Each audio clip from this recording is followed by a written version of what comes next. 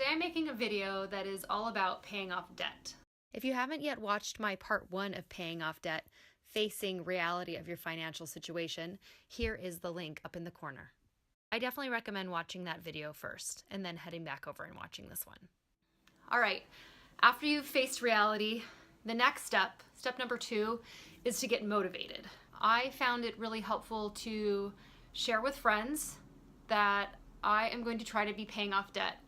I posted stuff on social media about it. I told family members and friends that I'm going to be focusing on paying off debt. So that also meant for me telling people that, heads up, I might not be able to come to your shows or events or whatever if it costs money. I had to say I'm not really going to be giving gifts for holidays, something I don't like doing anyway, really. The people that care about you really want to see you succeed, and you can be inspiration and motivation for someone else who feels like really burdened and weighed down by this, what seems like insurmountable debt.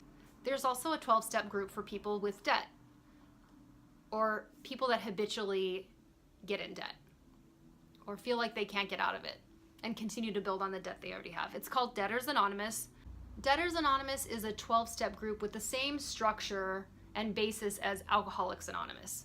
So it's kind of treating debt as an addiction. And I recommend going to at least check it out because you will hear other people's stories about what they are going through. When I went to a meeting, I heard someone talk about being well over $100,000 in debt. Their family member gave them money and immediately paid it off for them. But since they had such a problem with getting in debt and credit card stuff, they racked immediately back up to $75,000 debt. Now, that is an extreme story, but it was super motivating to me because then they talked about how they were chipping away at that $75,000 in debt. They were making good progress, even though it was taking them a little while. The other really important tool for me to get motivated was to learn more about my debt, learn about the debts that I had that had variable interest, and following up with what I was getting charged and seeing how much things can fluctuate. I'm thinking about all the stuff that I purchased, for example, on my credit card, like a frickin' tube of lipstick. I'm still paying that tube of lipstick off, technically, in addition to many, many other things, however many years later. And, that tube of lipstick, that tube of lipstick, how much does it end up costing when you end up paying interest on that little bit every single month? There's one book, it's pretty much just a pamphlet, really easy to read, and it's called Debt is Slavery. And I really liked that book because it put things into a perspective that helped get me mad about the debt that I owned. For me, anger was a really good motivator to pay off debt. Debt is slavery is kind of an extreme way to put it.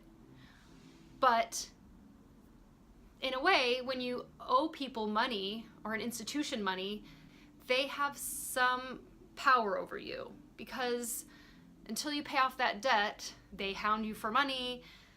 If you don't pay, you can get turned over to collection and it can harm your life. So that made me feel a lot of anger and motivation. And I needed that fuel to fire my continuing to chip away at the debt, which I knew was gonna take a very long time based on my calculations. That's what I've got for you today. I hope you found this helpful. I'm going to put as many links as I can down at the bottom. Share with me what your experience is. Let me know what motivates you.